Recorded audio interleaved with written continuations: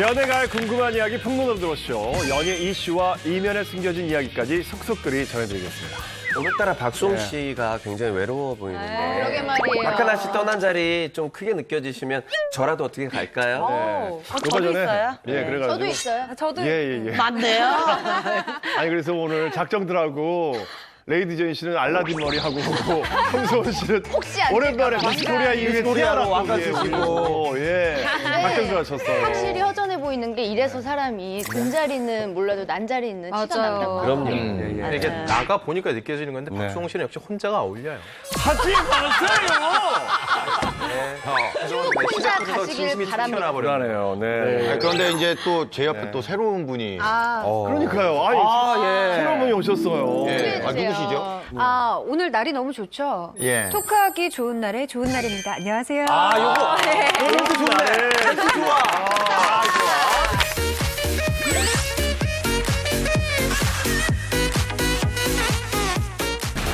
끊이지 않는 코로나19 핫 이슈.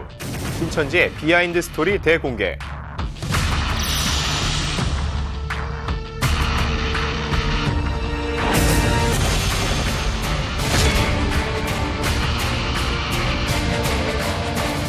신천지가 집착하는 14만 4천, 그 숫자의 의미는 장안의 화제가 됐던 이만희 총회장의 손목시계. 알고 보니 국회의원 한정판 그 진실은 단순한 선물인가 권력의 상징인가. 역대 대통령 시계에 숨겨진 비밀 전격 공개. 풍문으로 들어쇼에서 공개합니다. 코로나19 사태가 장기화되고 있는데요. 그 논란의 중심에는 신천지가 있죠.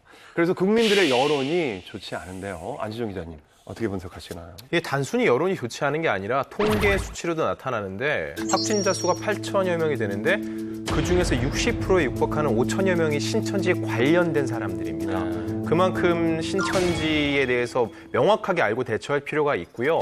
그 다음에 저희가 이게 문제시 됐을 때 제대로 된 명단을 내고 곧바로 조사에 착수를 했다면은 더 번지지 않았을 텐데 이런 데에 대한 대응이 굉장히 미흡했거든요. 근데 이게 단순한 실수가 아니라 고의 누락. 일부러 거짓을 얘기한 게 아니냐는 얘기도 있기 때문에 신천지 그리고 교주인 이만희 씨에 대한 얘기를 저희가 좀 더 얘기할 필요가 있을 것 같습니다. 그렇습니다. 네. 그래서 풍문쇼에서는 오늘도 신천지에 대해서 좀 더 알아볼까 합니다. 코로나19 사태를 키웠다는 지적을 받고 있는 신천지를 만든 사람이 바로 이만희 총회장이지 않습니까? 어떤 인물인가요? 이만희 총회장은 1931년 경북 청도에서 12남매 중 6째로 태어났는데요. 할아버지가 태몽을 꿨다고 합니다. 이 며느리의 배에 빛이 가득히 들어있는 태몽을 꿨는데 완전한 빛이라는 의미에서 이름을 이만희라고 지은 거고요. 이후에 이만희 씨는 17살에 이 서울로 올라가서 형네 집에 지내면서 건축 공사장에서 일을 하게 됩니다. 이 정도면 뭐 평범한 시골 아이로 자랐을 것 같은데 어쩌다가 신흥 종교를 접하게 됐는지 궁금하거든요. 네, 이만희 씨가 원래는 개신교 신자였다라고 해요. 그런데 부천에서 그의 인생을 바꿀 수 있는 한 사람을 만나게 됩니다. 그의 이름이 바로 유재열인데요. 장막성전이라는 신흥 종교의 교주였죠. 네.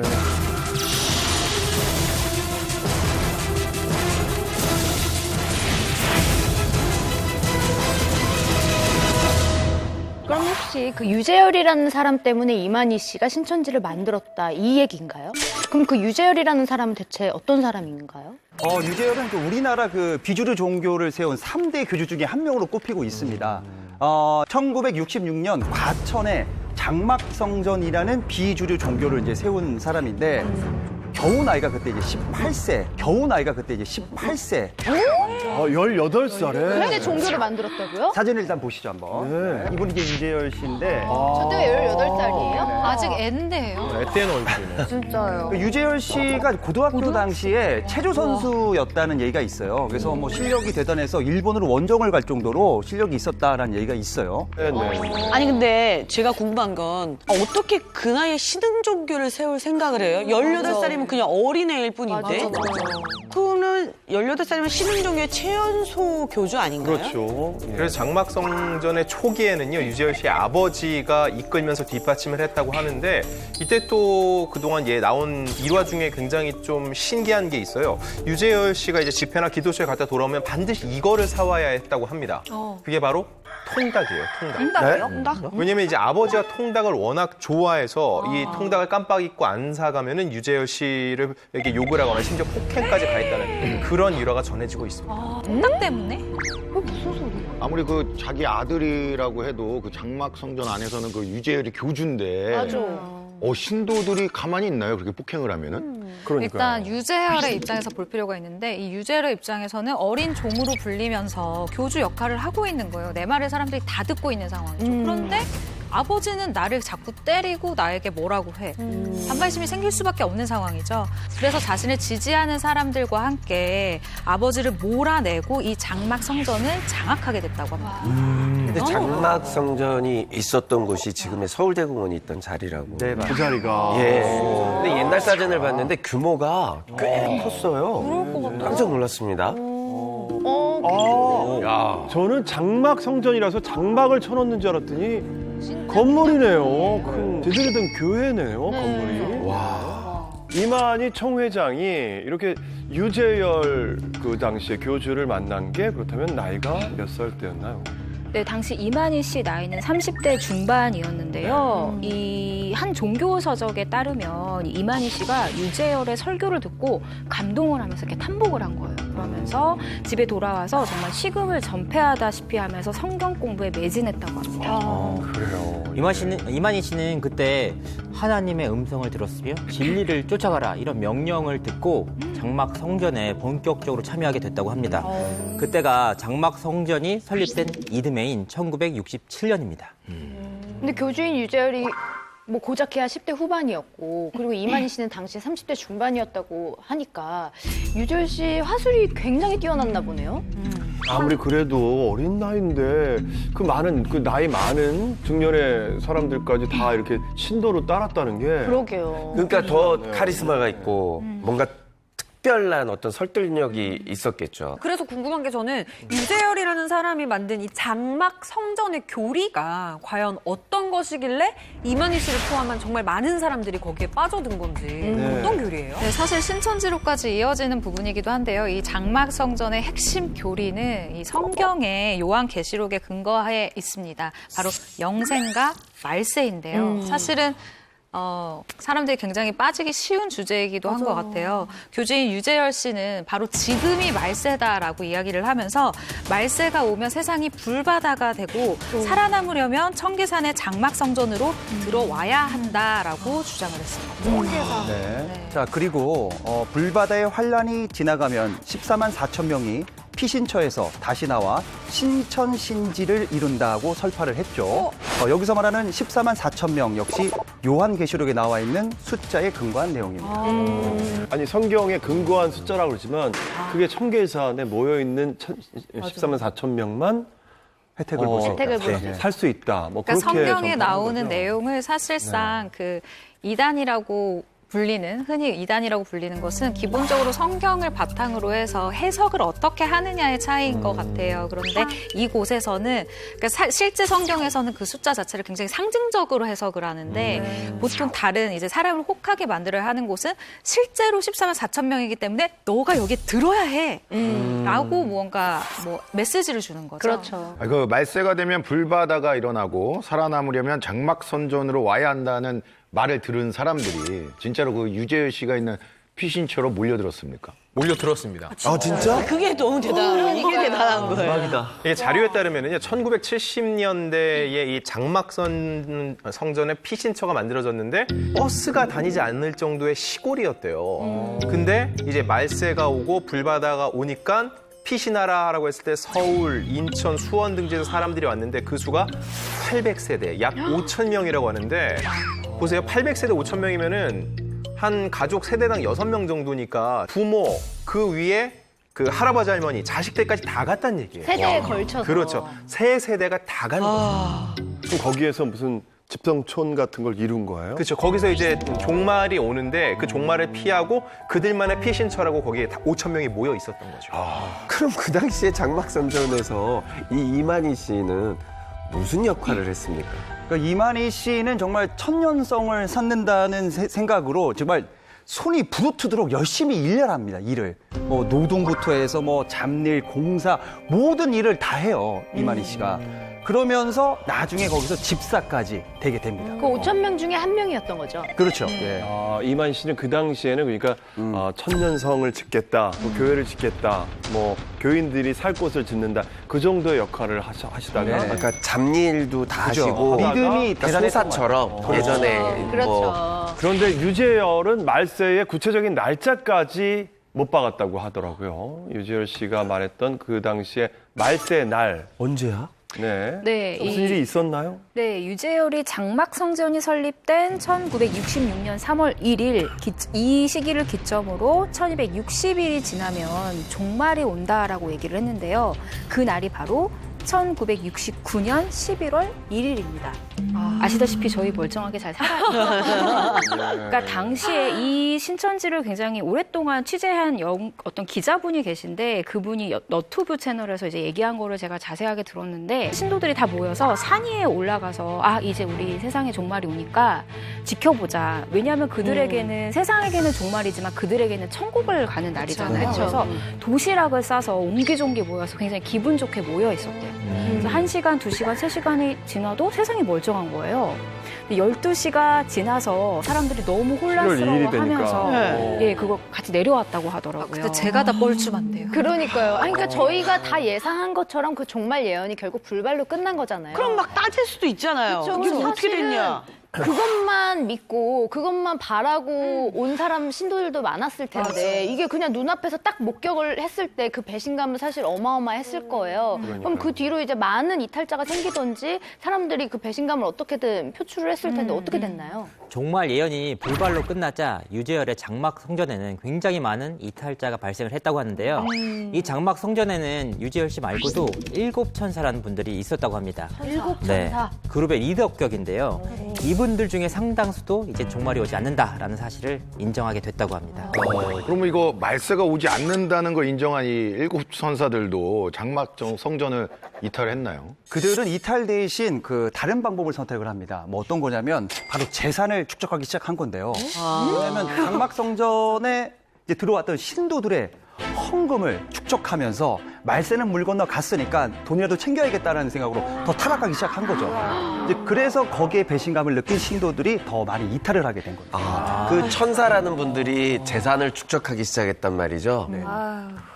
여기 모인 신도들은 기본적으로 종말을 믿었잖아요. 그래서 돈이 의미가 없으니까는 헌금으로 자기가 더 좋은 곳에 가기 위해서 전 재산을 다 부은 사람도 있는데 그 사람들은 종말이 오지 않았으니까 빈털터리가 된 거죠. 네. 그래서 허탈하게 돌아가는 사람도 있지만 반대로 이미 모든 걸 다 부었기 때문에 거기에 계속 더 매달려서 뭔가를 이렇게 원할 수밖에 없는 그런 사람들도 있었다고 해요. 근데 정말 이해가 안 가요. 원래 이 종말 예언이 불발됐으면 이 그냥 자체가 다 와해되고 붕괴돼야지 정상인데 그래도 믿는 사람이 있었다라는. 근데 저는 그게 지금 궁금한 게 이만희 총회장도 장막성전에서 정말 그 과정을 직접 보면서 겪으셨잖아요. 겪으시면은 그럼 자기도 배신감을 좀 느꼈을 거 아니에요. 그렇게 열심히 했으면. 네. 사기 당한 거지 한마디로. 그렇죠. 네. 그래서 이만희 씨가 종말 예언이 불발된 이듬해인 1970년에서 71년 사이에 이 장막성전에서 나오게 됩니다. 근데 나는 더 이상 함께하지 않겠다라고 얘기를 하게 된 건데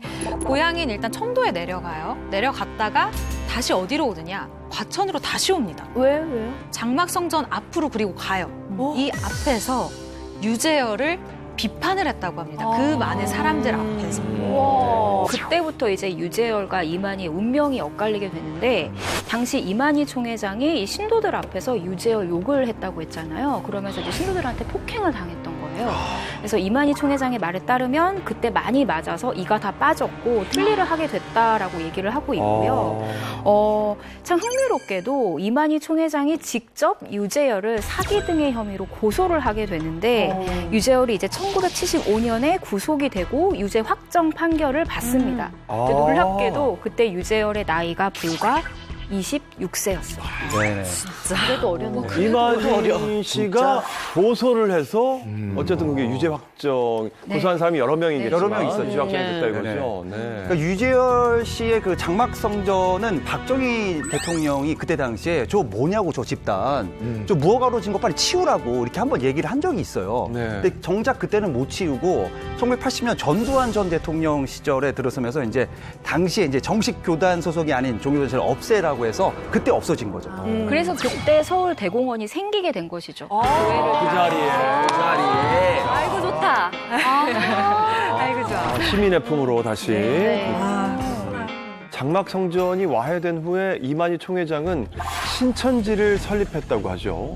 정확히 언제 설립한 거예요? 1984년에 신천지를 설립을 했는데 84년. 네, 근데 네. 중요한 거는 신천지의 이 본부가 과천에 있습니다. 이 과천 뭐가 있었던 곳이죠? 장막성전이요. 장막성전이 있었던 곳이기 때문에 여기에서 시작이 된 뿌리를 둔 게 아니냐는 얘기가 나오는 거죠. 그럴 수 있네요. 그런데 이만희 총회장이 유재열의 장막성전이 거짓말을 해서 사라지는 과정을 두 눈으로 직접 목격을 하고 또 사기 혐의로 직접 신고까지 했던 분인데 신흥 종교의 씁쓸한 말로를 받는데도 본인이 왜 또 신천지를 세운 걸까요? 그러니까 이제 그 유재열 씨를 이제 고소를 한 게 이제 이만희 씨잖아요. 네. 이만희 씨보다 더 먼저 고소한 사람이 이제 백만봉 씨라는 사람이 있어요. 이분하고 이제 이만희 씨하고 한 10년 동안을 같이 여기서 이제 계속 함께했단 말이에요. 유재열 씨 밑에서. 그러니까 그랬는데 이제 그 유재열 씨가 이제 종말론이 다 흐지부지 끝났잖아요. 그렇죠. 이제 사기를 당한 거잖아요. 그래서 이제 백만봉 씨가 먼저 고소를 하고 나와요. 그리고 이만희 씨가 나오죠. 이제 백만봉 씨가 자기가 새롭게 창업을 합니다. 이제 교회를 차리는 거예요. 자기가. 창업이요? 창업이죠. 창업이지. 그래서 백만봉 씨가 이제 이만희 씨한테 손을 내미는 거예요. 너 들어와라. 내가 좋은 자리 줄게. 근데 백만봉 씨도 이때 종말론을 내세워요. 80년 3월 13일에 나는 또 그 숫자를 내세웁니다. 근데 결국 그때 종말론이 이루어지지 않고 이만희 씨가 또 사기를 당한 거예요. 또 거기에 대해서. 또 다른. 그래서 나와서 이번엔 내가 차리자 해서 신천지를 차린 거예요. 그러니까 당한 사람이 그래서- 사실은 알잖아요. 네네. 이 당한 사람의 심리를. 그렇죠. 저는 왜 당했다고 혹하는지. 생각하지 않는 게 저는 학습했다고 생각을 해요. 그래서 이제 그렇죠. 벤치마킹인 거예요. 예. 이게 신천지 교리를 보면은 지속성이 있거든요. 아까 말씀드린 대로 구체적인 그 뭐 종말 날짜를 말하지 않는다든지 숫자를 뭐 이 안에 들어야 된다는 기준을 애매하게 한다든지 그게 다 학습의 효과라고 볼 수가 있는 거죠. 이만희 씨가 신흥 종교를 만들고 했을 때 저는 되게 중요한 거 하나가 있었다고 생각을 하는데 아까 최정화 기자가 앞서 말한 것 중에 그 얘기가 있었잖아요. 장막성전 앞에서 사람들 앞에서 유재열을 비판했다는 얘기를 했잖아요. 비판을 했다는 얘기는 그 앞에 보는 사람들이 있었다는 얘기잖아요. 이미 저기 종말은 오지 않은 상태인데 그건 뭐냐면은 저는 그걸 믿고 있던 신도들은 방황하고 있었을 것 같거든요. 그렇지. 근데 그 사람들은 새로운 지도자를 찾고 있었을 것 같아요. 자기의 박탈감을 채워줄 사람이 필요한 찰나에 올라온 이만희 씨가 비판을 하니 거기 동조를 했겠죠. 그걸 본 이만희 씨가 무슨 생각을 했을까 싶어요. 이 사람들을 내가 다시 이끌 수 있겠구나라는 생각을 하지 않았을까 싶어요. 사실 신천지 하면 14만 4천이라는 숫자가 떠오르거든요. 네. 아니 대체 이 숫자가 의미하는 게 뭐길래 그렇게 이 신도들은 여기에 집착을 합니까? 이 14만 4천이 신천지의 교리 목적과 연결된 숫자이기 때문인데요. 요한계시록에 나오는 말세에 구원받을 14만 4천 명을 문자 그대로 해석해서 그 인원이 되면 죽지 않고 영생 불사한다고 주장하고 있는 겁니다. 네. 그리고 실제로 이만희 씨가 이 14만 4천 명에 대해서 이런 이야기를 했던 제가 보도를 봤었는데요. 이걸 믿는 자들은 1000년 동안 왕 노릇을 할 수가 있다라고 얘기를 해요. 근데 여기서 말하는 왕이라는 게 왕 한 명 있어서 전부를 다스리는 게 아니라 14만 4천 명의 사람들이 전 세계인의 그 뭔가 도움을 요청받는 사람이 된다는 거예요. 그러니까 전 세계 사람들이 돈다발을 싸들고 와서 자신에게 다 바칠 거래요. 1000년 동안. 선택받은 소수다. 네, 뭐 그 이런 사람들만. 소리죠. 근데 그 왕들이 한국에만 있는 거죠. 근데 제가 알기로는 신천지 실제 신도 수가 지금 20만 명을 돌파했다고 들었어요. 그러면 이 14만 4천 명보다 훨씬 많은 숫자잖아요. 그럼 나머지 6만 명은 어떻게 되는 거예요? 이 신천지가 과거에 이 세력이 약했을 때는 이 신도수가 14만 4천 명이 되면 이 모든 사람들이 다 이제 영생 불사를 할 수 있다라고 얘기를 하는데 막상 시간이 흘러서 신도수가 다 채워지니까 그때 이제 말을 바꾸게 되는 건데요. 이제 내부 시험이나 포교, 설교를 잘 자라서 이렇게 전도수가 많은 사람을 기준으로 14만 4천 명 안에 들면 그때 영생불사 할 수 있다는 거예요. 그러니까 14만 4천 등 안에 들어야 되는 겁니다. 그래서 시험도 보고 네. 막 경쟁시키고 맞아. 근데 이게 되게 애매한 게 이 신천지 신도들은 뭐가 있냐면요. 이 병에 걸리면은 믿음이 약해서 병에 걸렸다라고 생각을 해요. 지금 대중들이나 국민들이 그러니까 종교의 자유는 인정해주겠다. 증상이 있으면 솔직하게 말해주고 이 집회를 하지 말라라는 요구잖아요. 네, 네, 그런데 병에 걸리면 믿음이 약한 것이라고 믿기 때문에 이거를 말할 수가 없는 구조인 거예요. 아, 그래서 검사도 안 받으려고 했던 거고. 그럼 그래서 그러지 그 않았을까 31번 확진자가 병원에 입원해 있는 상황에서도 예배 때문에 맞아. 그 날에 그 몸을 가지고 예배를 보러 간 거죠. 저희가 거기서 이제 궁금한 게 퍼뜨리고. 그거였잖아요. 사람이 아픈데 왜 네. 굳이 저렇게 막 돌아다니면서 결석하면 안 힘들게. 되는 거예요. 그러네. 결석하면 혼나는 거예요. 근데 이 신천지에서 2018년도에 입맞음 시험이라고 해서 시험을 한번 치르게 돼요. 그런데 점수가 90점을 넘어서야 이 구원의 숫자에 들어간다라고 믿고 있는 거죠. 그러니까 90점 무조건 넘어야 돼요. 그런데 내가 아무리 공부를 해도 나는 잘 외워지지가 않고 나는 이것이 잘 이해가 되지 않는 사람들도 분명히 있을 거란 말이죠. 그러면은 나는 14만 4천 명 안에 못 들겠구나라는 이 압박이 자꾸 나를 막 힘들게 할 거 아니에요. 그래서 실제로 시험 공부를 하던 한 신도가 시험 공부를 하다가 이 중압감을 이기지 못하고 응급실로 실려갔고 결국엔 사망까지 하는 사건이 발생했습니다. 그 정도예요? 이 시험 때문에요. 저도 최근에 주변에서 그 아는 분이 굉장히 비극적인 사건이 있었어요. 이 네. 신천지 때문에. 아, 예. 그러니까 제 고향에서 신천지 신도분이 이제 자살을 하셨는데 저도 그분을 이렇게 간접적으로 아는데 이제 신천지 신도라는 소문이 나다 보니까 사람들이 자꾸 전화를 해서 당신 신천지 신도 맞냐? 당신이 그걸 만드냐? 막 이런 식으로 압박을 줬던 거예요. 그리고 이 감시 대상이 되니까 이 남편하고 굉장히 다툼이 컸던 거예요. 맞아. 그래서 남편과 다투고 그 날에 자살을 근데 이 자살한 이분이 과연 무슨 잘못일까라는 생각이 굉장히 들더라고요. 그러니까요. 예. 근데 이제 그런 식으로 포교 활동을 정말 열심히 경쟁적으로 하게 만드는 게 신천지에 대해서 좀 부정적인 인식을 극대화시키는 거 아닐까 싶기도 하거든요. 그러니까요. 예. 코로나19로 국민적 관심을 모으고 있는 신천지의 이만희 총회장이 소환한 또 다른 핫 이슈가 있다면서요? 네, 있습니다. 이만희 총회장의 기자회견 다들 기억하실 텐데요. 그러니까요. 네. 그날 아주 화제가 됐던 물건이 하나 있죠. 네. 바로 왼쪽 손목에 찬 금장 시계였습니다. 네.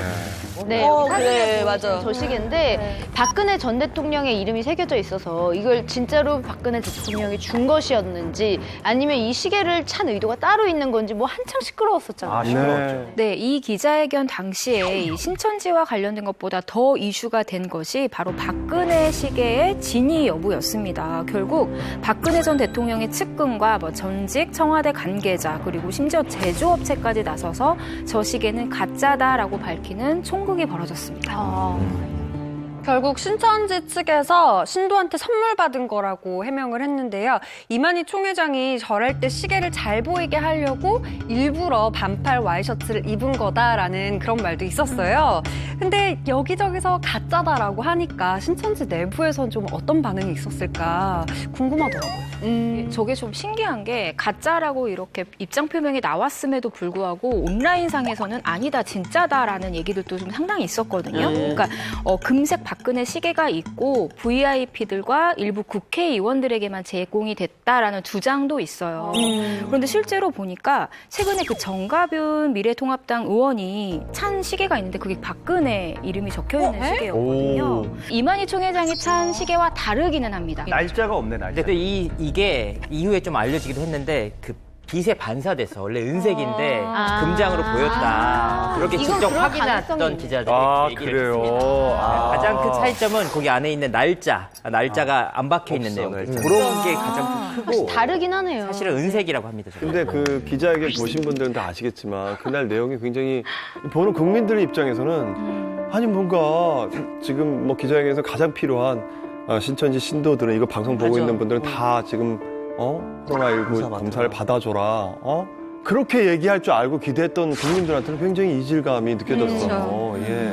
이 대통령 시계라는 게 이게 판매를 하는 건가요? 아니면 어떤 분들이 받을 수 있는 건가요? 네, 애초에 대통령 시계라는 것 자체가 취임을 기념하기 위해서 제작이 되는 시계예요. 그렇기 때문에 자신을 지지해준 지지자들 그리고 국가 유공자, 청와대 방문 손님 등에게 선물 용도로 이렇게 돌아가는 경우가 많습니다. 근데 어쨌든 저게 진품이 아닌 걸로 결론이 났고 사실 가짜 대통령 시계 논란이 이번이 처음은 아니래요. 그래서 맨 처음 가짜 대통령 시계 사건이 언제 있었는지 좀 자료를 쭉 찾아보니까요. 그 끝에 이분이 계시더라고요. 이명박 전 대통령. 2009년에도요. 이 가짜 시계 제조사, 하청업자 그리고 유통업자 등 이런 일당이 한꺼번에 이렇게 이명박 가짜 시계를 만들어 판다는 혐의로 조사를 받은 적이 있었어요. 이명박 대통령 재임 기간이 그러니까 2008년부터 2013년까지잖아요. 그러면은 가짜 대통령 시계의 역사가 뭐 그렇게 길지는 않네요. 그 전에는 없었던 거죠. 알려진 그 바는. 전에 예전에는 잘못 만들었다고. 어떻게 되려고. 맞습니다. 그 서슬 펄었던 그 독재 시절에 만들면은 어디 남산 같은 데 끌려갈 수도 있습니다. 그때는 생각조차 못했고 문민 정부 들어서는 그때부터 이제 일반인들에게도 많이 배포가 되다 보니까 일부러 짝퉁을 만들 필요가 없었던 거예요. 하지만 다시 이명박 대통령이 정권을 잡으면서 권력에 지근거리에 있는 사람들이나 스피커들에게 이제 시계 같은 걸 좀 제작해서 줬다고 합니다. 그러니까 이게 하나의 권력의 상징처럼 보이다 보니까 다시 이렇게 이런 풍토가 생기면서 가짜 시계가 나오죠. 자, 그런데 가짜 이명박 대통령 시계를 만든 일당이 어떻게 해서 적발이 된 거예요? 네, 당시 청와대 관계자에 따르면 경찰에 가짜 이명박 시계가 있다라는 신고를 받고 수사에 들어갔는데 이 앞면에 새긴 이명박 대통령의 서명도 어설프고 뒷면에 대통령 이름을 한글이 아닌 한자로 새겼다고 해요. 다 한글이잖아요. 그러니까 이거 뭐 베낀 걸 넘어서 거의 창작을 한 거죠. 참 정성껏 만드셨네요. 아니 그렇게 해서 그 가짜 시계를 몇 개나 만들었대요? 무려 1,300개를 만들었어요. 와, 많이 팔았다. 많이 만들었네. 아니 가짜 대통령 시계 1,300개면 사실 이 정도면 중국 심천 같은 데 가면 개당 한 5, 6천 원이면 만들 수 있거든요. 그럼 얼마 남은 거예요? 네. 이 정도 굉장히 많이 남는 건데. 팔 때는 뭐 엄청 많아, 거의 엄청 남아요. 그렇죠. 시중에서 10,000원짜리 시계를 대량으로 구입을 해요, 일단. 네. 그리고 나서 가짜 시계를 만들어서 15,000원에서 2만 원 정도에 판매를 했다고.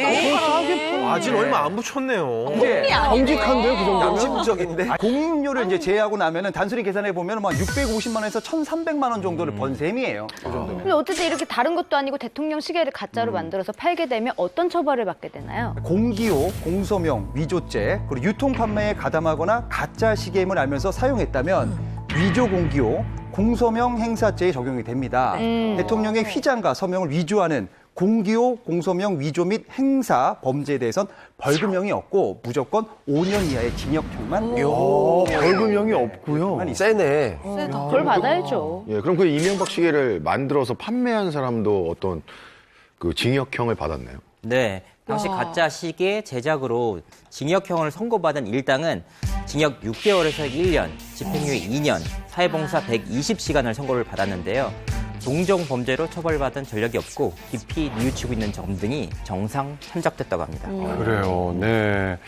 자, 사회적으로 논란이 됐던 가짜 대통령 시계의 주인공 또 누가 있나요? 신천지 이만희 총회장의 손목시계에 있었던 바로 그 이름, 박근혜 전 대통령입니다. 박근혜 대통령은 원래는 시계를 제작하지 않기로 하지 않았었나요? 네, 맞습니다. 가짜 이명박 시계가 이렇게 유통되는 과정을 봤었기 때문에 당선 직후에는 우리는 시계를 만들지 않겠다라고 선언을 했었는데요.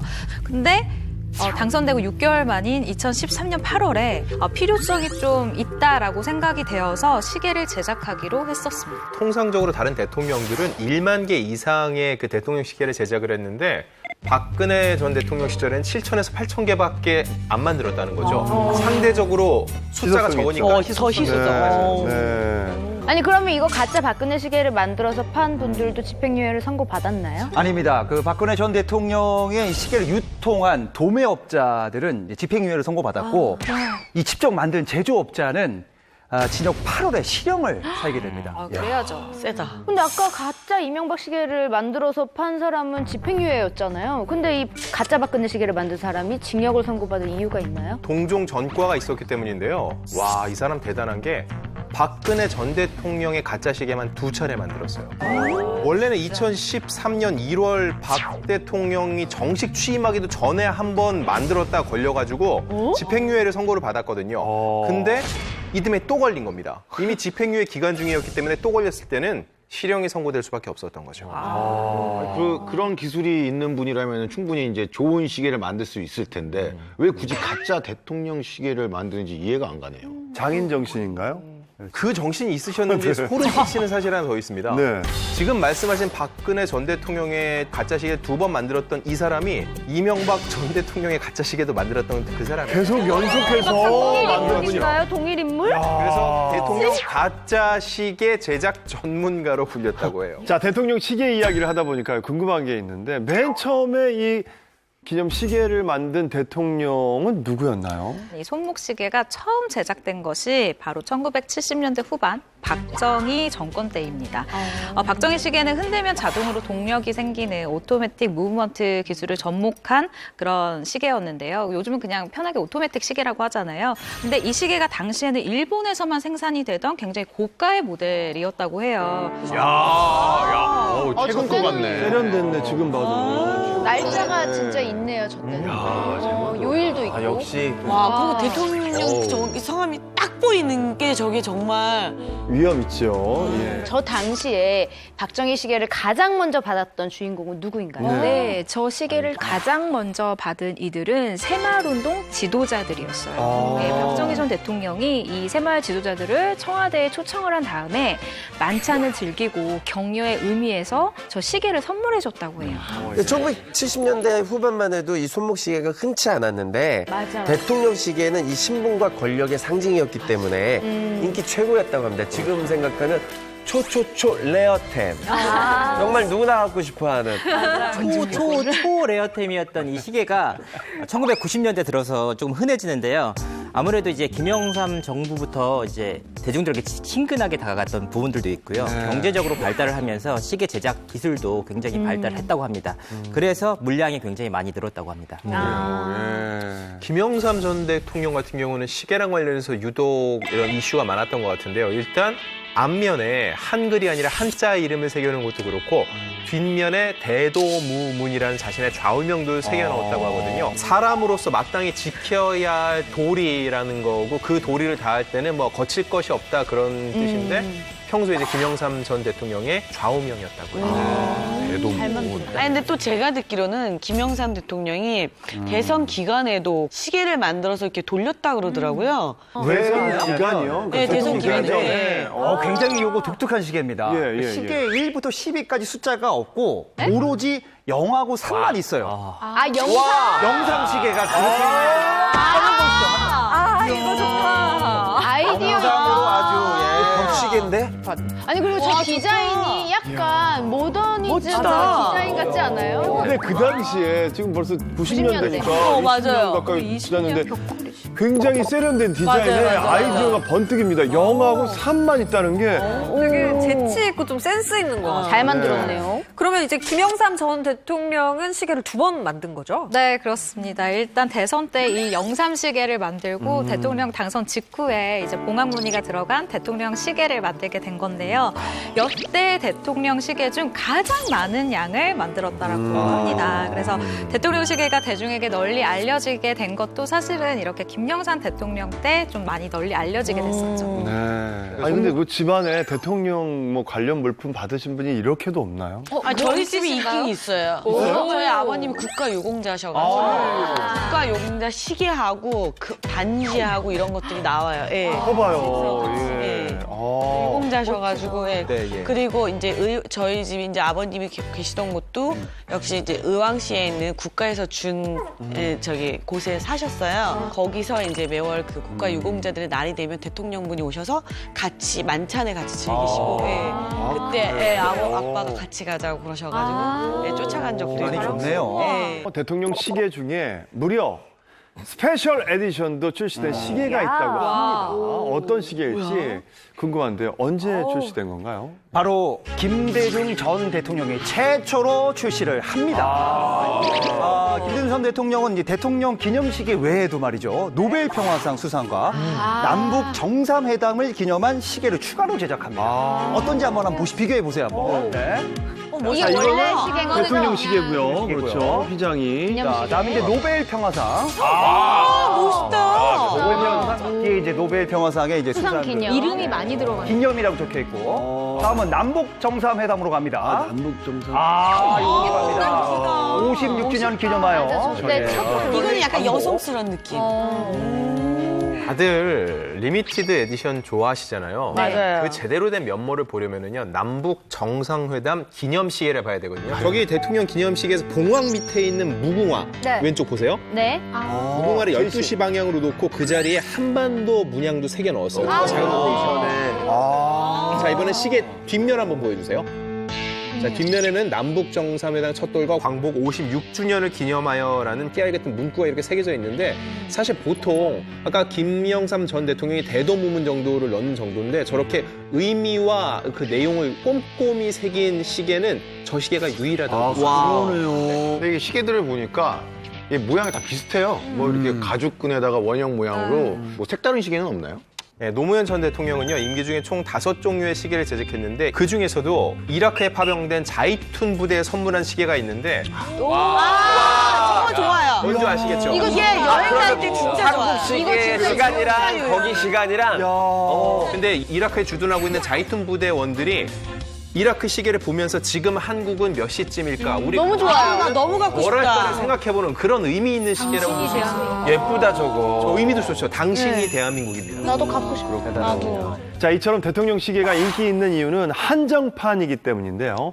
정권이 끝난 역대 대통령의 시계가 중고거래 사이트에서 꾸준히 판매되고 있다고 합니다. 그렇죠. 예. 네네. 제가 이제 중국 카페 굉장히 많이 이용하는데 싹 다 검색을 해봤습니다. 보니까 일단 뭐 김대중 전 대통령 시계가 한 12에서 15 정도만 원에 거래가 되고 있고, 네. 그리고 가장 인기 있는 이제 시계는 수요층이 많아요. 노무현 전 대통령 시계가 한 30만 원 선에 거래가 되는데, 이게 이제 중요한 거는 메탈이 훨씬 비쌉니다. 그게 아까 보니까 조금 달랐잖아요. 다른 네, 역대 맞아. 대통령들의 시계와는. 자, 그렇다면 역대 대통령 중 가장 비싼 가격에 거래된 대통령 시계는 뭔가요?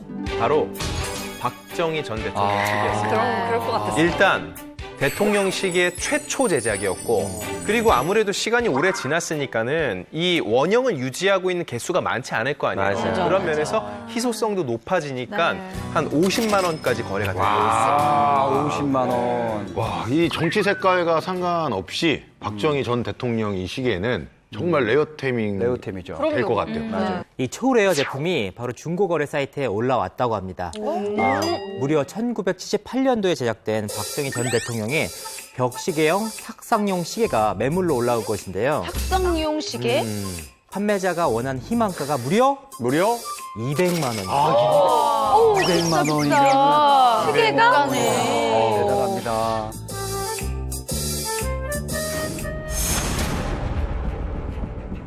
고 구하라의 친오빠가 20년 만에 나타난 친모에게 소송을 건 이유는?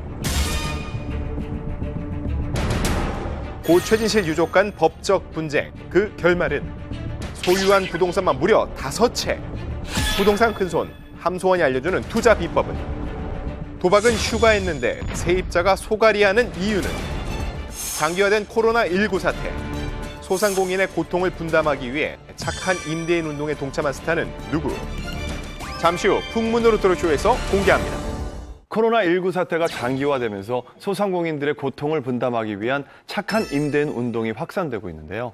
착한 임대인 운동의 원조격인 인물이 우리 풍문단에 있지 않습니까? 자랑스럽게. 우리 홍석천 씨에게 박수 한번.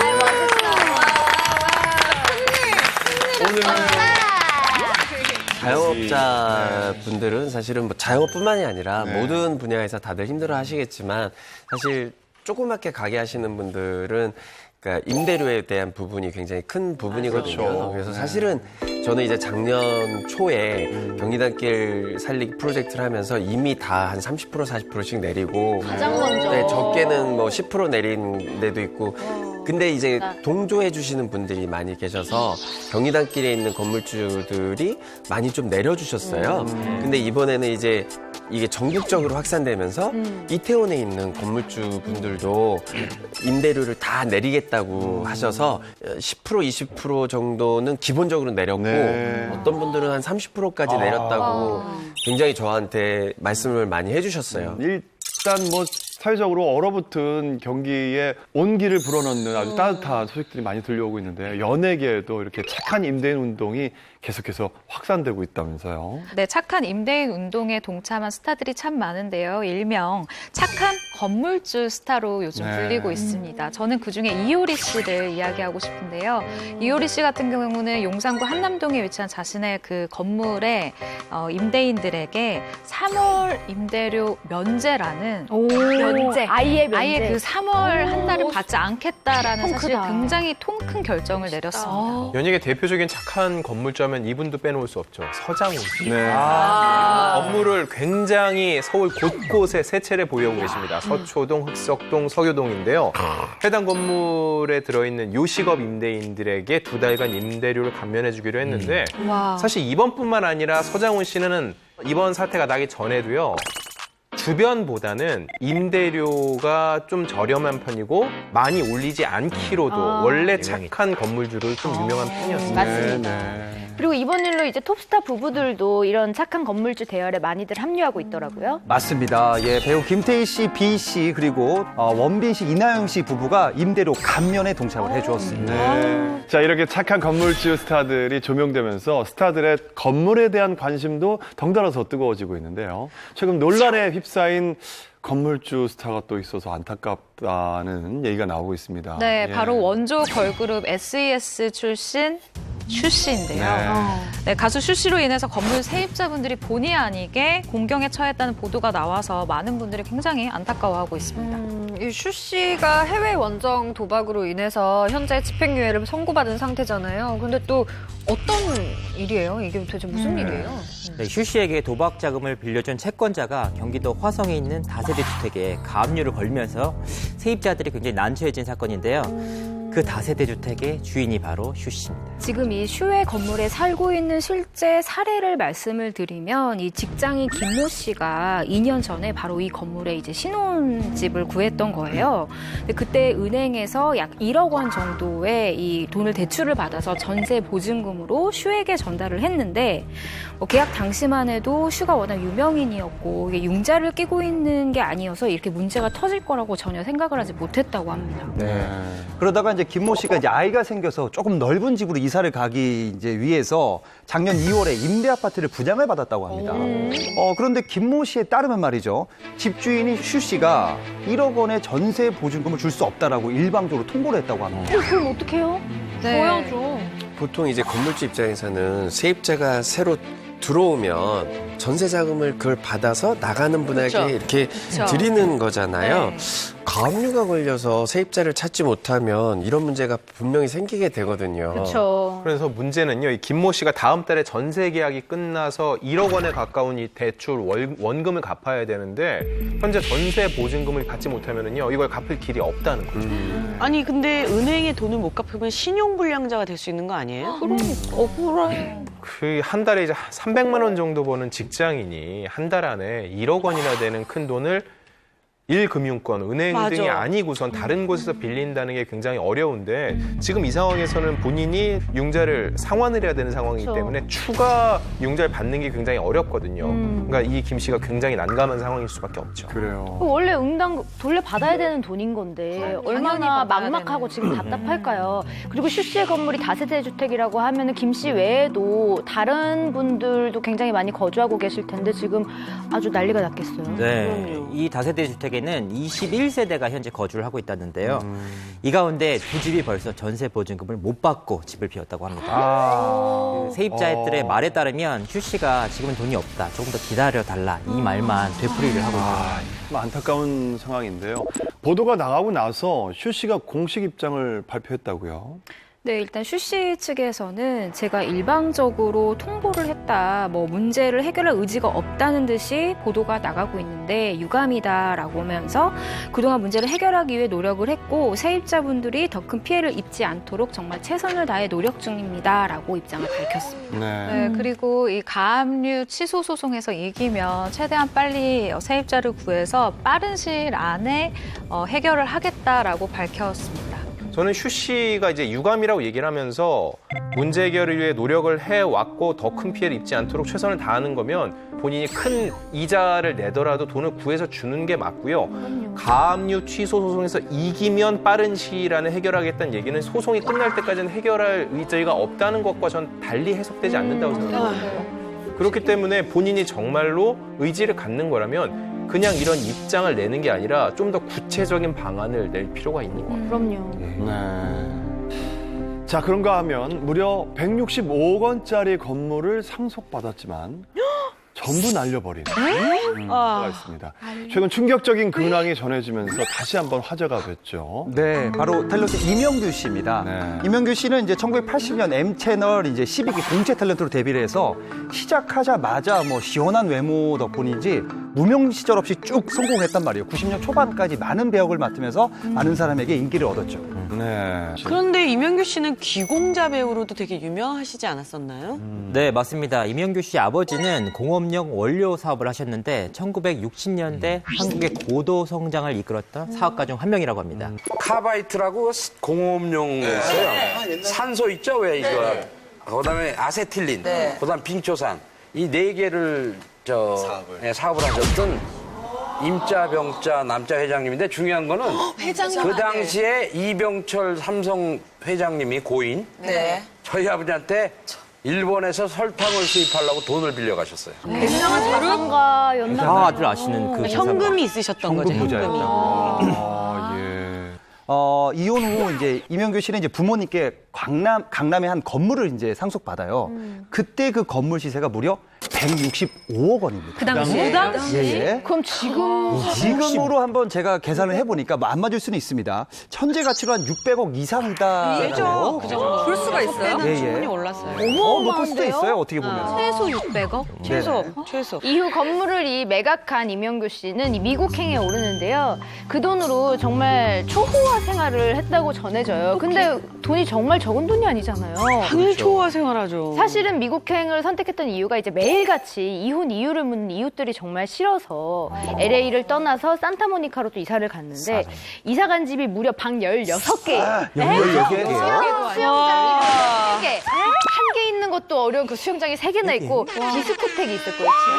야구장까지 있었고. 그 좋네요. 어마어마한 저택에서. 좋아요. 16개? 그 당시 이명규 씨는요 유명한 재벌이 살았다라는 그 부동산 중개하시는 분의 이야기를 듣고 그 집을 바로 구입을 했다고 합니다. 그리고 또 그 저택에 어울리는 차를 구입하고 싶어가지고 그 휘트니 휴스톤이 영화의 그 보디가드에서 탔던 차를 구입을 하고요. 거기에 맞는 또 운전기사까지. 그렇죠. 자기가 운전할 수 없지. 영화에 나왔던 보디가드에 나왔던 차를 훔차겠죠. 영화처럼 살았네요, 진짜. 씀씀이도 굉장히 컸지만 안에서 사업 실패도 겪었다고 해요. 근데 이 돈을 무려 2년 6개월 25일 만에 탕진했다라고 이야기를 해주죠. 하루에 얼마를 쓴 거예요? 1년에 쓰지? 80억을 쓰신 거고 그러면 7억? 한 달에 5, 6억 정도를 쓴 거네요. 그러니까 이제 그 이명규 씨 말로는 그 산타모니카에서 이제 거기다 주택을 얻었는데 주말마다 파티를 했대요. 네, 맞아요. 그게 1,000만 원씩. 1,000만 원. 1,000만 원씩. 아니 그래도 한 달에 해도 사실은 여러분들이 그 안 쓰셔보셔서 그렇지 작정하고 그거 쓰면은 충분히 쓸 수 있는 돈. 여러분들이 이게 뭐 쓰려고 생각도 못 해봐서 그렇지. 그럼요. 얼마 많은데요. 안수로 아닌 차만 이상 하나 사도 쓰면은 미국에서 바닥이 보입니다. 예. 아니 근데 600억인데 솔직히 말해서 다들 있어 본 적이 없어서 쓸 줄. 예, 우리가 안 적이 없다 생각해요. 레이지 씨, 그러면 하루에 최대 쓴 게 얼마입니까? 저 사실 네. 이 돈도 써본 사람이 쓴다고. 그럼요. 저는 게임머니 안에 6억도 아까워서 못 쓰거든요. 예. 600억, 생각만 해도 손 떨리네요. 그리고 이제 가장 핵심은 이제 도박을 했다. 그 호텔에 은행이 있어요. 네. 거기다 뱅크 오픈을 해갖고 데파짓을 많이 시켜야 돼요. 얼마나 하셨어요? 저는 10만 불 했어요. 일단 1억. 1억 10만 불이 뭐 얼마나 오래 가겠어요. 나같이 배팅 크게 한 사람이. 이게 쌓인 걸로 다 먹는 거 아니에요? 그 대신 그 돈 다 이렇게 돼 있거든. 근데 진짜 그래도 완전히 빈털터리로 돌아온 건 아니고 수중에 한 2억 원 정도로 갖고 돌아왔대요. 그래도 괜찮은데요? 그렇죠. 네, 왜냐하면 맞아. 지금 따지면 거의 10억에 육박하는 맞아요. 돈이 아닐까 싶어요. 제기할 수 근데 있어요. 그럼에도 불구하고 본인이 너무 많은 돈을 갖고 있었기 때문에 이 상대적 박탈감을 느끼면서 매일 술을 찾았고 결국은 알코올성 치매까지 앓았다고 하거든요. 그래서 밤에 잠들기 전에 내일 아침에 눈을 뜨지 말았으면이라고 생각을 하면서 눈을 붙였다고 합니다. 아이고. 근데 솔직히 말하면 이 모든 상황 이명국 씨가 자초한 건 맞잖아요. 맞아요. 그런데 안타깝기도 하고 참 답답하기도 한데 재산을 탕진한 것 말고도 또 이명국 씨가 다른 일로 논란이 되지 않았었나요? 맞아요. 가끔씩 이 포털 사이트에 간헐적으로 이명규 씨 이름이 이렇게 올라올 때가 있거든요. 뭐 무전 취식, 음주 난동, 음주 폭행과 같은 기사들이 그동안 났었어요. 사실 어떻게 보면 왕자에서 무일푼으로 좀 전락하게 된 케이스잖아요. 안타까운 일임에도 불구하고 이명규 씨를 보는 시선이 곱지 않은 건 사실이죠. 네. 예전에 이제 TV를 보면서 굉장히 좋아했던 선배님이신데 삶이 이렇게 바뀌어갔던 것을 보면서 사실 좀 주변에 참 좋은 사람들이 많이 좀 더 있었으면 어땠을까라는 아쉬움이 듭니다. 네. 네. 얼마 전 한 방송을 통해서 이명규 씨의 근황이 전에 이제 화제가 됐었는데요. 찜질방 생활을 전전하다가 현재는 교회에서 설거지나 청소 같은 일을 하면서 지낸다고 하더라고요. 저도 그 방송을 봤는데 교회에서 운영하는 그 반찬 가게에서 봉사하면서 본인보다 더 어려운 분들을 지금 도우면서 살고 계시더라고요. 그래요.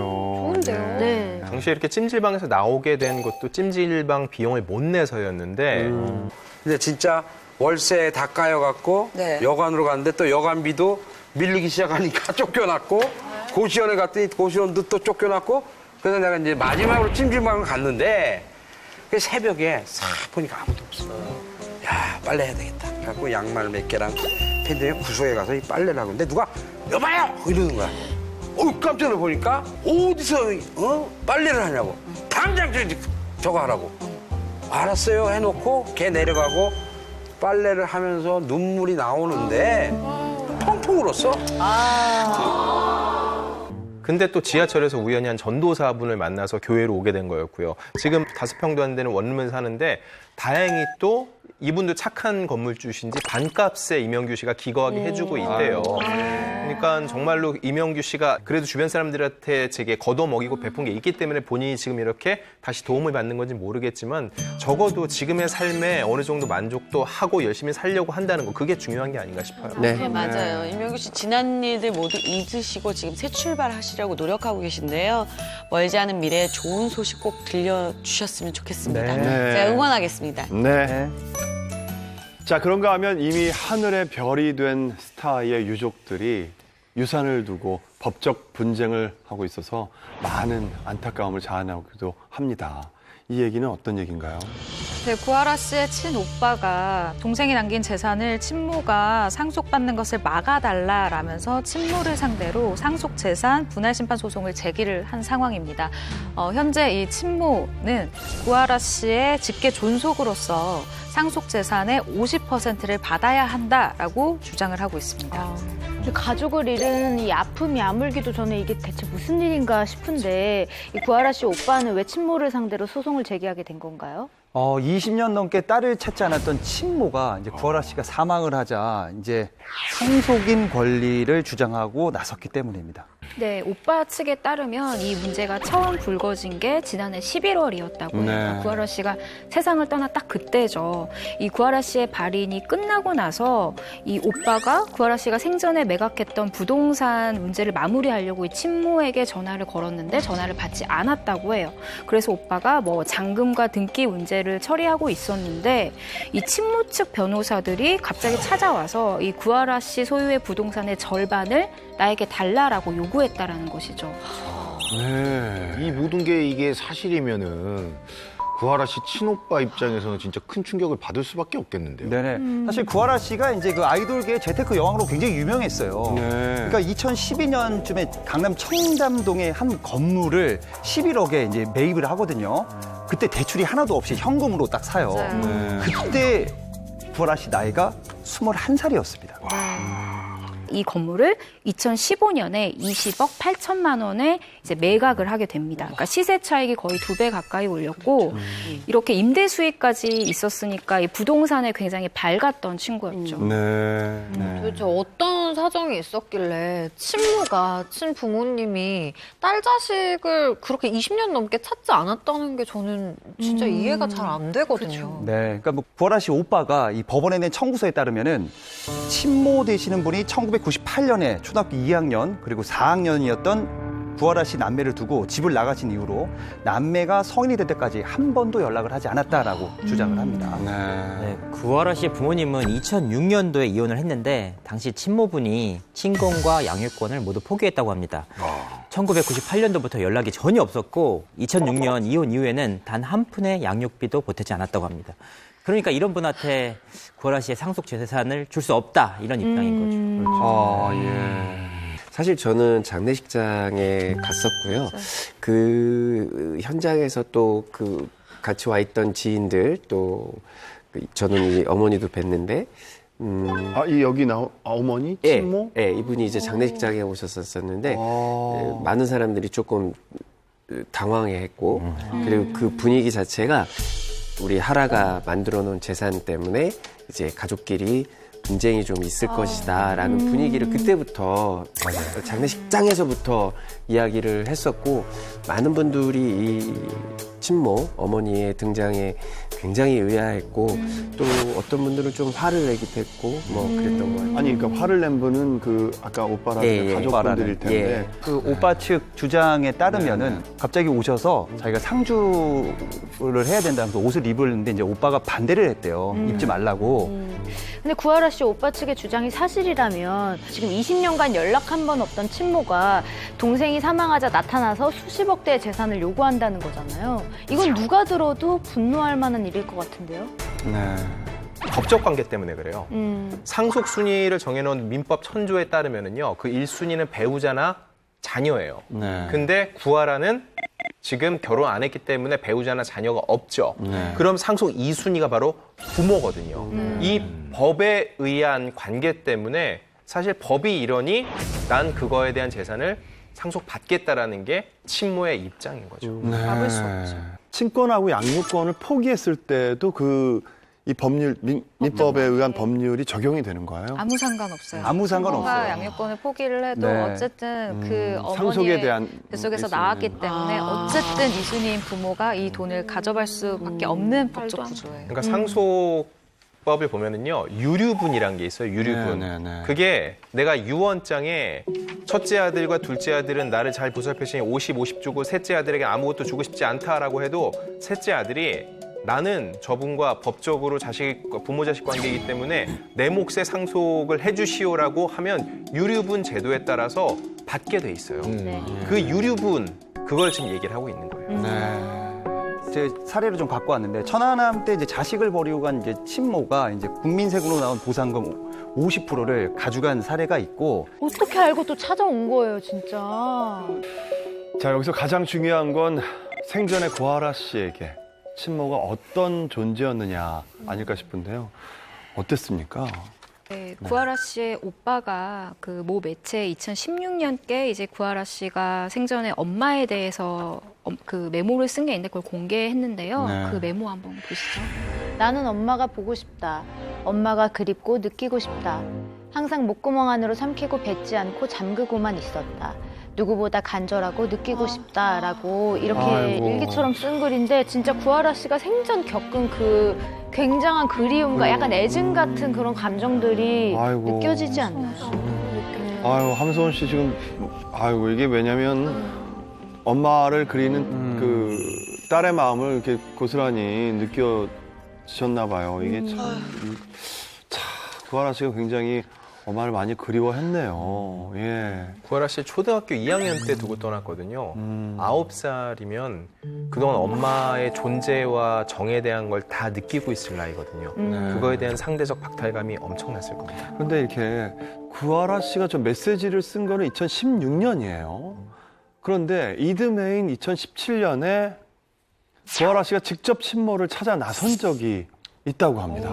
근데 제가 사실은 이 녹화 들어오기 전에 구하라 씨 친오빠 분의 아주 최측근 분이랑 전화 통화를 했어요. 예. 친오빠 분의 최측근에 따르면 일단 구하라 씨가 2017년 정도에 이런 좀 정신적인 문제가 있었어요. 그러니까 계속해서 이제 내재된 우울증이 있었던 거죠. 근데 이 우울증 치료를 받다가 주치의로부터 아무래도 어릴 적에 그 기억이 지금의 구하라 씨의 그 어두운 내면을 만든데 기여를 했기 때문에 친모를 혹시 좀 만나보는 게 어떻겠냐 지금 이렇게 그 조언을 한 거예요. 그러니까 치료의 일환으로 제의를 했던 것 같아요. 그래서 구하라 씨가 또 직접 수소문을 해요. 그래서 친모분의 전화번호를 정말 어렵게 그 전화번호를 얻었어요. 그래서 이 전화번호를 구해서 어머니를 만났다고 합니다. 한두 번 정도는 만났는데 그 이후로는 연락도 거의 하지 않았다라고 이야기를 하거든요. 그러니까 두 사람 사이에 사실 어떤 일이 있었는지는 모르겠지만 이 정도로 엄마를 그리워했었던 구하라 씨가 왜 엄마를 만나지 않았는지 그것은 어머니께서도 어느 정도 구하라 씨가 바랬었던 그 어릴 때 사랑을 주지 못해서는 아닐까라고 좀 조심스럽게 생각이 들더라고요. 치료 목적으로 만약에 한두 번 만났다면 그게 이제 계속 이어져야 되는 게 맞아요. 보통의 예. 그런데 한두 번밖에 만나지 않았다는 건 분명히 그건 뭐 구하라 씨와 오빠분이 만약에 그 소통을 하고 지냈었다면 더 잘 알고 있겠죠. 예. 그러니까 처음에 만나고 싶어 했고 만났는데 왜 안 만났을까를 보면은 친모도 워낙 떨어져 지낸 기간이 길기 때문에 기대하는 사랑을 못 보여줬을 거고요. 무드셀라 증후군이라는 게 있거든요. 이게 뭐냐면 나쁜 기억은 없애고 좋은 기억만 기억하는 거예요. 그래서 사람들이 추억은 다 아름답다고 생각을 하는 게 그 당시의 기억은 다 그냥 아름답게 포장을 하는 거거든요. 그러니까 구하라 씨가 엄마가 떠나기 전에 초등학교 2학년 때까지 엄마에 대한 기억은 엄청 좋았고 그리웠을 텐데 막상 현실에서 만나본 엄마에겐 그런 따뜻함이 없지 않았을까 싶어요. 네, 참. 네. 얼마나 힘들었을까라는 생각을 해요, 사실. 그리고 구하라 씨가 왜 그렇게 그때 많이 힘들었을까 이렇게 생각을 해보면 그 전에는 사실 구하라 씨가 그런 생각을 했을 것 같아요. 이렇게 전전했다 그랬잖아요. 먹고 살기 힘드니까 그때는 생각을 못 하다가 어느 정도 자기가 경제적으로 차렸으니까 그때는 정말 어렸을 때 못 가졌던 그거를 찾다 보니까 엄마를 찾았던 것 같아요. 내가 그 사랑을 너무 갖고 싶어서. 근데 엄마를 만나보니까 그 사랑을 못 찾아서 그래서 되게 많이 힘들어했을 것 같다라는 생각이 지금 들어요. 아이고. 네. 그리고 우울증으로 이제 치료를 받을 때도 주치의도 어머니를 만나보길 권했다고 했잖아요. 그랬을 정도면 어떤 그런 버림받았던 트라우마가 정말 확실히 큰 영향을 끼치지 않았을까. 상담에서 그런 게 네. 나왔을 거예요. 아마 네. 왜 이렇게 그쵸. 우울증의 그 시작이 그 어릴 때 받지 못했던 사랑이 근거하지 않았을까. 그러니까 그런 조언을 했겠죠. 친모를 만나봐라. 예. 그런데 이제 구하라 씨 오빠가 친모를 상대로 소송을 제기했다고 하셨잖아요. 근데 왜 친부는 왜 이 소송 대상에서 제외가 된 건가요? 그 부친의 결정 때문이었는데요. 부친은 자신의 몫으로 상속된 지분을 모두 자신의 아들, 그러니까 구하라 씨 오빠에게 양도를 합니다. 그래서 결과적으로 구하라 씨의 재산 상속 지분을 구하라 씨 오빠와 모친이 5대5로 가지는 상황이 됐는데요. 이 구하라 씨 오빠 입장에서는 그 5를 절대 줄 수가 없다. 이렇게 이의를 제기한 거죠. 그러니까 구하라 씨 아버지가 이제 건설업을 하셨어요. 네. 그래서 이제 그 남매 옆에 있지 못했어요. 그래서 이제 고모하고 할머니가 키웠는데 그래서 아버지는 늘 미안한 마음이에요. 옆에서 연락은 했지만 늘 미안해서 이거 얘기할 때도 오빠가 이런 얘기를 할 때도 엉엉 울었다는 거예요. 내가 해준 게 없어서 미안하다. 그래, 네 뜻대로 다 해라. 나는 할 말이 없다. 미안하고 이렇게 얘기했다는 거예요. 부친 역시 그 친모는 어린 자식들을 버리고 떠났는데 무슨 자격으로 하라의 재산을 바라냐 라면서 친모의 요구를 받아들일 수 없다는 입장이랍니다. 네, 오빠에게 모두 양도했던 예, 아버지는. 예. 네. 자, 지켜보는 사람들도 이렇게 마음이 아픈데요. 당사자는 얼마나 힘들겠습니까? 참 안타깝다는 말밖에 할 수가 없는 상황인데요. 자, 풍무단 여러분들, 사실 재판 결과, 어떻게 예상을 하십니까?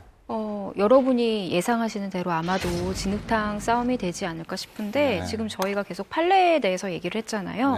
친권과 양육권을 포기했어도 자녀나 배우자가 없을 경우에 이제 부모가 일상속자가 되는 것인데 다행히 이거에 대항할 수 있는 조항이 민법에 있기는 있어요. 이 내용을 살펴보면은 고인의 존속직계 가운데 피상속인인 구하라를 특별히 부양하거나 재산 유지 증가에 기여한 사람의 경중을 따져야 된다라는 내용이 민법 1008조에 있는데요. 오빠가 지금 이걸 근거로 소송을 제기한 것입니다. 그래요. 구하라 씨의 친오빠 분 쪽 변호사들에서 가장 중요한 포인트로 잡고 있는 게 있어요. 바로 기여분 제도라는 건데요. 기여분 제도라는 것이 이 고인의 양육을 했었던 사람이 누구인가, 누가 더 기여를 많이 했는가 말 그대로 그것을 따지자라는 건데 이 친오빠 입장에서는 어머니가 지금까지 우리를 거둔 것은 하나도 없으나 아버지는 적어도 우리에게 생활비를 주려고 노력했고 아이가 데뷔를 하는데 뭔가 물적, 인적으로 노력을 했다라는 거를 굉장히 주장을 하고 있거든요. 그래서 사실 이 싸움은 이 기여분 제도가 어느 쪽에 손을 좀 더 들어주는 카드가 될까 결국은 이 싸움이 될 것 같아요. 그럼 예를 들어 이제 친부가 8, 친모가 2를 인정을 하면 친부한테 가는 게 많잖아요. 네. 그럼 그게 이제 아들로 아들한테 가는 거죠. 이제 오빠한테 갈 수 있다라는 얘기잖아요. 네, 맞습니다. 친오빠 쪽도 현행법상 이 상속 자체를 막을 수 없다라는 거는 이미 알고 있어요. 그런데 이 양육과 보호 의무 자체를 포기한 이 부모에게 상속을 인정하지 않는 방향으로 법 개정 그리고 청원을 예정 중이다라고 이렇게 얘기를 했거든요.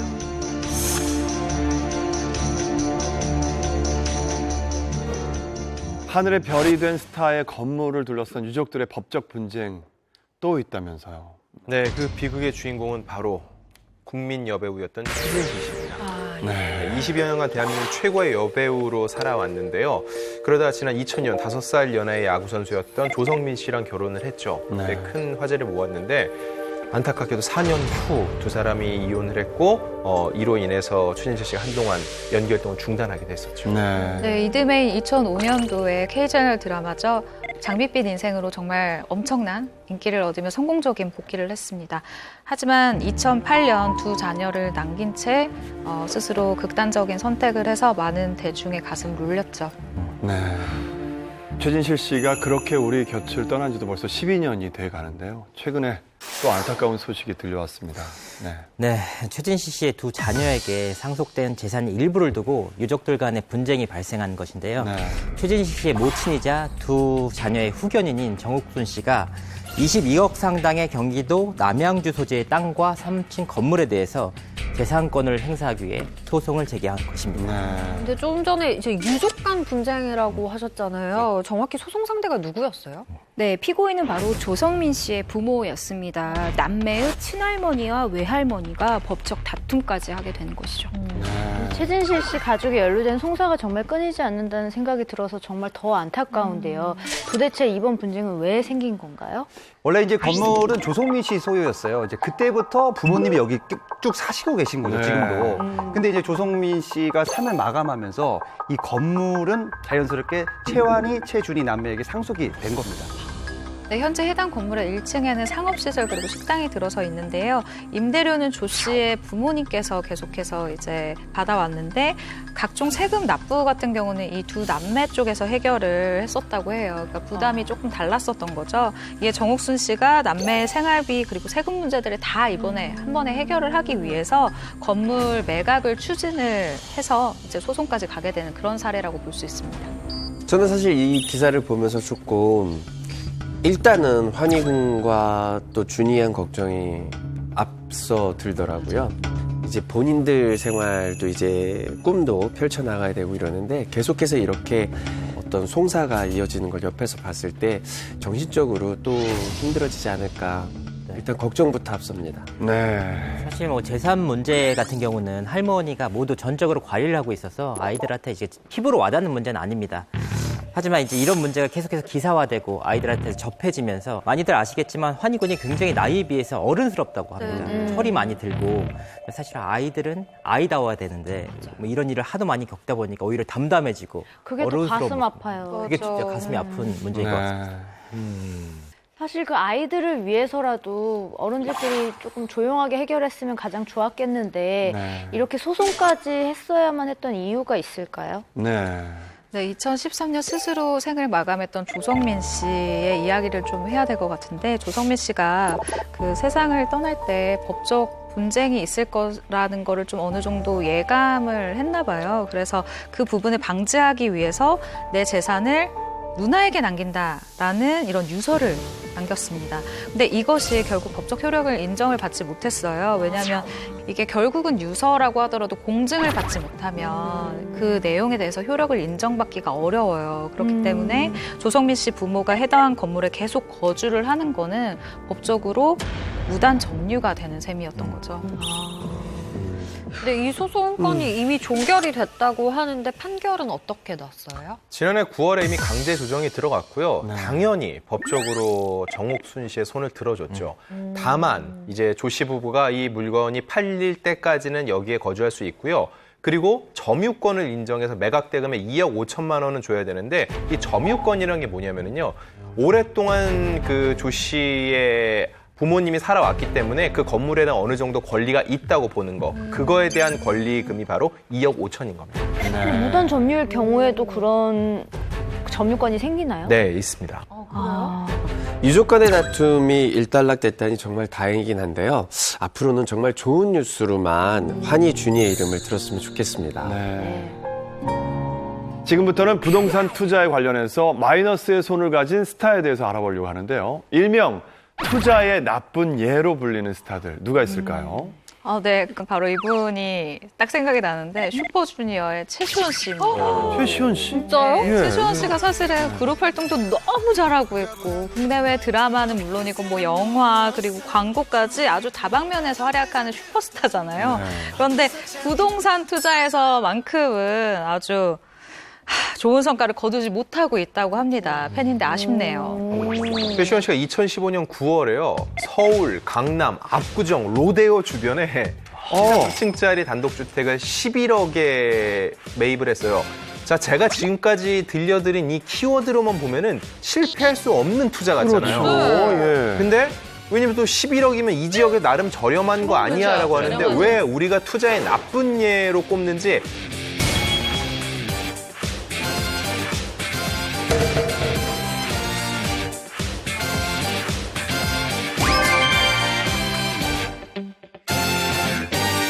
근데 왜 우리가 투자의 나쁜 예로 꼽는지 일단 한번 사진 좀 보시죠. 야, 여러분이 생각하던 서울, 강남, 압구정, 로데오랑은 좀 느낌이 다르죠?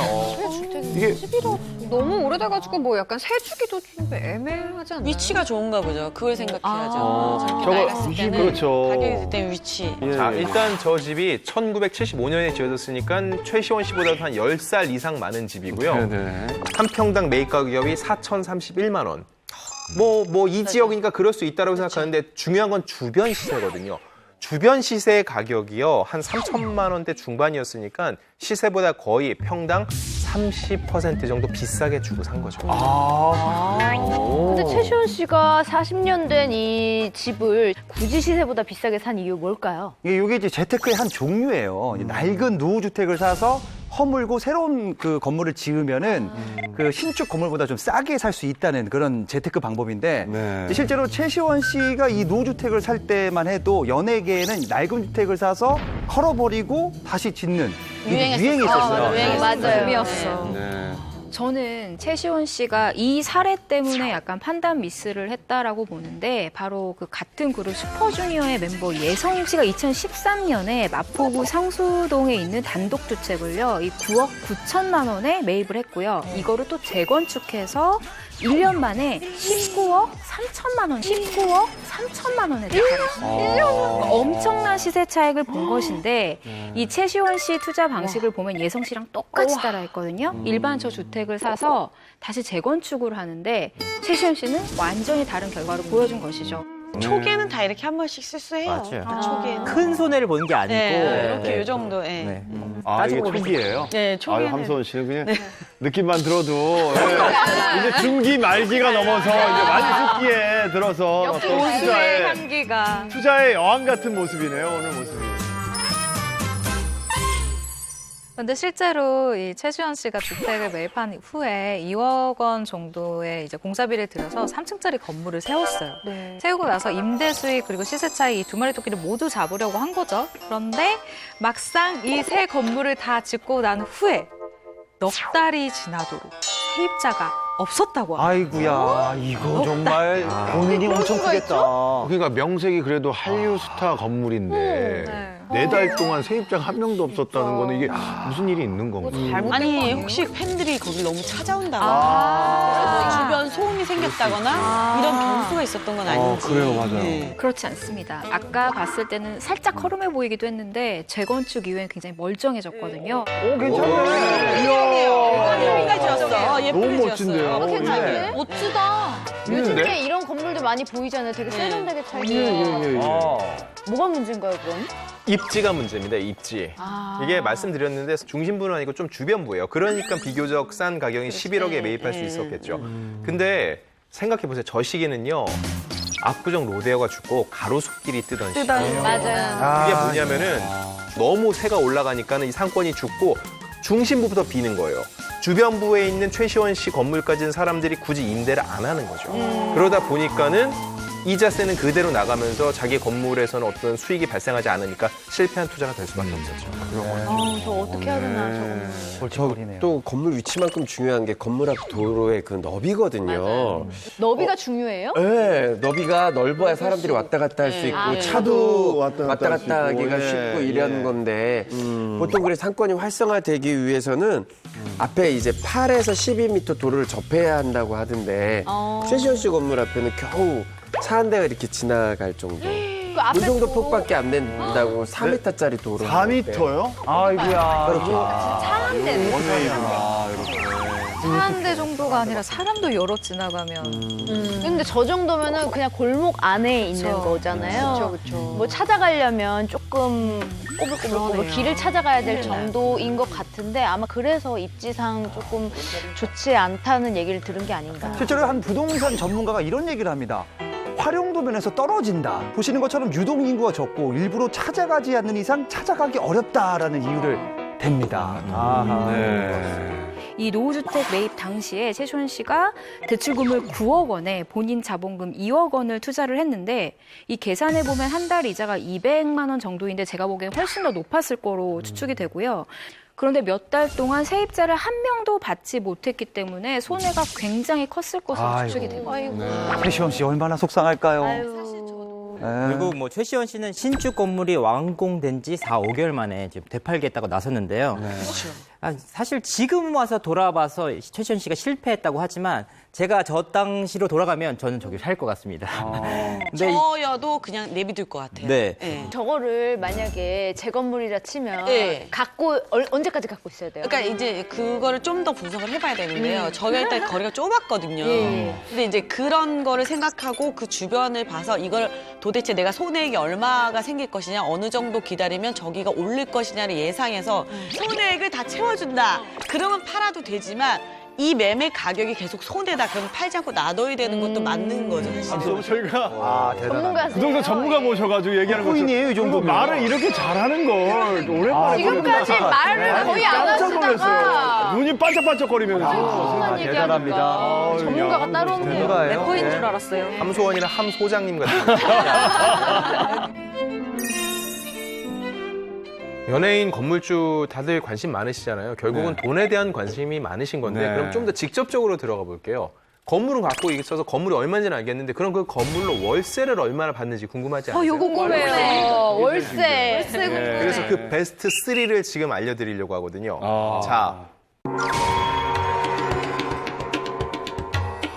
월세를 가장 많이 받는 연예인 3위. 한미. 월 1억 1,600만 원 정도. 1억 1,600만 원을 월로 받는다고? 월로? 제가 볼 때 이분은요 자기 키만큼 월세를 받는 것 같아요. 아시겠죠? 굉장히 크신가 봐요. 누구예요? 한기범 씨? 받는 것 같아요. 한기범 씨입니까? 바로 서장훈 씨. 서장훈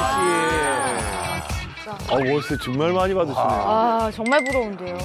자, 그렇다면 네, 계속. 2위 누구지 궁금하시죠? 서장훈 씨랑 금액 차이가 큰 차이가 안 납니다. 바로 배우 이병헌 씨인데 이병헌 씨가 받는 한 달 월세 1억 2천만 원입니다. 진짜. 부러워서 말을 이을 수가 없네요. 자, 대망의 1위 갑니다. 대망의 1위는 바로 권상우 씨입니다. 권상우 씨가 한 달에 월세가 무려 1억 7천만 원, 1억 7천만 원을 받는다고 합니다. 이 대박입니다. 근데 중요한 건요. 네. 이 세 분 다 정말 쉬지 않고 일하는 분들이에요. 그러네요. 맞아요. 진짜 많이 하는 분들이거든요. 다작하시는 분들이. 그러니까요. 아유, 이분들 안 해도 배부르실 텐데 일도 많이 들어오시네요. 그렇네요. 그러니까 뭐 열심히 계속 자기가 일하면서 부동산도 관심 가져가지고 부동산도 이렇게 월세를 받아내고 있다고 하니까 대단합니다. 예. 그런데 이 부분 지금 나온 1, 2, 3위에 비해서는 조금 좀 적을지 모르지만 부동산계 미다스톤이 있죠. 함소원 씨. 예. 어떠세요? 이분들의 얘기를 들으면서 네. 뭐 질투심이나 아니면은 뭐 나도 할수 열심히 있는데. 살아야 되겠다 이런 생각이 열심히. 들고. 예. 근데 저는 지금 사실 뭐 제가 집을 이렇게 사놓은 거는 그냥 사놓은 게 아니라 정말로 옛날에 우리 5 식구가 살 때 정말 조그만 집에 살았었어요. 그래서 제가 그때 소원이 뭐였냐면 돈을 벌면 꼭 집을 많이 사야지라는 생각을 했었어요. 그래서 정말 뭐 돈을 벌려고 산 것들이 아니라 그냥 한 3채 정도는 그냥 정말 제가 좋아서 샀어요. 내가 어렸을 때 몇 정도 내가 어렸을 때 저런 집에 살았으면 좋았겠다고 상상했던 그런 집들 있잖아요. 그래서 이제 돈이 생기면 그만하시고 몇 채나 있는 거예요? 속 시원하다. 궁금하다. 자, 아파트. 5채 정도 살았어요. 와, 5채. 5채로 갑니다, 5채. 대박. 보통 부동산 하시는 분들은 투자를 하실 때 자신만의 기준이 다들 있으시잖아요. 그러면 함소원 씨는 어떤 기준을 가지고 사세요? 건물이든 부동산에 매입할 때는 내가 이걸 돈을 벌려고 사는지 아니면 내가 들어가서 살려고 사는지 아니면 뭐 그 월세를 받으려고 사는 건지 아니면 이 건물의 나중에 그 시세 차이가 얻으려고 하는지 이거 목표가 좀 정확해야 되거든요. 그러니까 정말로 엑기스를 알려드리자면 엑기스 갑니다. 여러분들이 정말 찍어 놓으신 여러 군데를 사실은 추이를 6개월에서 1년 정도 계속 쳐다보는 게 좋으세요. 네, 그 변경의 추이를 보시면 그 다음 미래가 좀 보이거든요. 네, 그걸 보고 투자하시는 게 사실 좋아요. 이런 정보를 들어도 돈이 없어서 못 사요. 그렇죠. 가장 중요한 건 진짜 자본이에요. 예를 들어 뭐 내수 중에 뭐 5천만 원이 있다. 그걸로도 투자할 수 있거든요, 사실은. 그러니까 좋은 투자를 하기 위해서는 평소 때 많이 모아놔. 아껴서 절약해서 사실은 모아놓으셔야 이제 돼요. 부동산에서 위기는 곧 기회거든요. 그래서 이렇게 잘 맞아요. 공부하고 있으면 또 한 번 기회가 올 거라고들 하십니다. 네. 코로나19 사태에 얽힌 신천지의 비하인드 스토리부터 스타들의 건물 이야기까지 긴 시간 이야기를 나눠봤는데요. 오늘 준비한 소식은 여기까지입니다. 저희는 다음 주에 더욱 솔깃하고 재밌는 소식을 들고 찾아뵙겠습니다. 여러분, 감사합니다. 수고하셨습니다.